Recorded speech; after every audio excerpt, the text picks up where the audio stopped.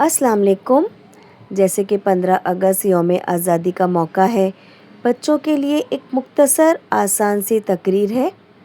तो आइए मैं पढ़ती हूँ। उम्मीद करती हूँ इस तकरीर से आपको मदद मिलेगी। मुअज़्ज़िज़ सदर महफ़िल, काबिर एहतराम असातिज़ा इकराम, मुअज़्ज़िज़ मेहमान ग्रामी और मेरे अज़ीज़ दोस्तों, अस्सलाम वालेकुम व रहमतुल्लाहि व बरकातहू। आज का दिन यानी 15 अगस्त का दिन हम सब के लिए निहायत अहम और तारीख़ी हैसियत रखता है, क्योंकि आज हम अपने प्यारे वतन भारत का यौम आज़ादी मना रहे हैं। हर साल 15 अगस्त को हम इस अजीम दिन की याद ताज़ा करते हैं, जब 1947 में हमारा मुल्क तकरीबन 200 साल की गुलामी के बाद आज़ाद हुआ। ये आज़ादी हमें तोहफ़े में नहीं मिली, ये आज़ादी हमें हरगिज़ तोहफ़े में नहीं मिली, बल्कि लाखों मुजाहिदीन आज़ादी की कुर्बानियों, जद्दोजहद और बेमिसाल हौसले का नतीजा है ये आज़ादी। इसलिए हमें अनगिनत गुमनाम शहदा की कुर्बानियों को कभी भी फरामोश नहीं करना चाहिए। उन अजीम हस्तियों ने अपनी जानों, आराम और खुशियों की परवाह किए बगैर आज़ादी की जद्दोजहद जारी रखी, ताकि आने वाली नस्लें यानी कि हम आज़ादी की नेमत से बहरामंद हो सके। आज़ादी सिर्फ गुलामी से निजात का नाम नहीं, बल्कि ये एक बहुत बड़ी ज़िम्मेदारी भी है। एक आज़ाद मुल्क के शहरी होने के नाते हमारा फ़र्ज़ है कि हम अपने आइन का एहतराम करें, कानून की पाबंदी करें, कौमी परचम और कौमी तराने का एहतराम करें और अपने मुल्क की इज़्ज़त व वक़ार को हमेशा मक़दम रखें। हमारा मुल्क मुख्तलिफ़ मज़ाहिब, ज़बानों, सकाफ़तों और रिवायात का हसीन गुलदस्ता है। यही तनु भारत की सबसे बड़ी ताकत है, यानी अलग अलग रह के हम सब साथ हैं, ये हमारी ताकत है।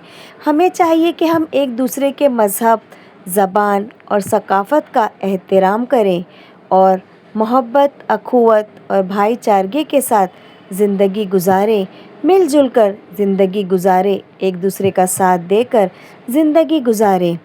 जब हम मुत्तहिद रहेंगे यानी मिलकर रहेंगे, तो हमारा मुल्क तरक्की की नई मंजिलें तय करेगा। मेरे अज़ीज़ दोस्तों, एक तालिब इल्म की हैसियत से हमारी ज़िम्मेदारियां भी बहुत अहम हैं। हमें दिल लगाकर तालीम हासिल करनी चाहिए, वक्त की कदर करनी चाहिए, असातिज़ा और वालिदैन का एहतराम करना चाहिए, माहौल को साफ़ रखना चाहिए और हमेशा सच्चाई, दयानतदारी और मेहनत को अपना शुआर बनाना चाहिए। आज के तलबा ही कल के डॉक्टर, इंजीनियर, साइंसदान, उस्ताद, फ़ौजी और मुल्क के रहनुमा होंगे। अगर हम आज अच्छे इंसान बनेंगे, तो हमारा मुल्क भी रोशन मुस्तकबिल की तरफ बढ़ेगा, है ना। जब तक हम एक अच्छे इंसान नहीं बनेंगे, हम कुछ और बन ही नहीं सकते।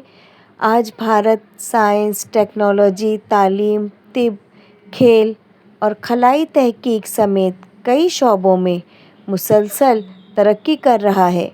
हमें इस तरक्की को मज़ीद आगे बढ़ाने के लिए अपनी सलाहियतों को मज़बूत अंदाज में इस्तेमाल करना चाहिए और मुल्क की खिदमत को अपनी ज़िंदगी का मकसद बनाना चाहिए। हमारी तरक्की का मकसद यही होना चाहिए कि हमारा मुल्क आगे बढ़े। आइए इस यौम आज़ादी के मौके पर हम सब ये अहद करें कि हम अपने वतन से मोहब्बत करेंगे, इत्तेहाद और भाईचारे को फ़रोग़ देंगे, मेहनत और ईमानदारी से काम करेंगे और अपने मुल्क को तरक्की याफ्ता, खुशहाल और मज़बूत बनाने में अपना भरपूर किरदार अदा करेंगे।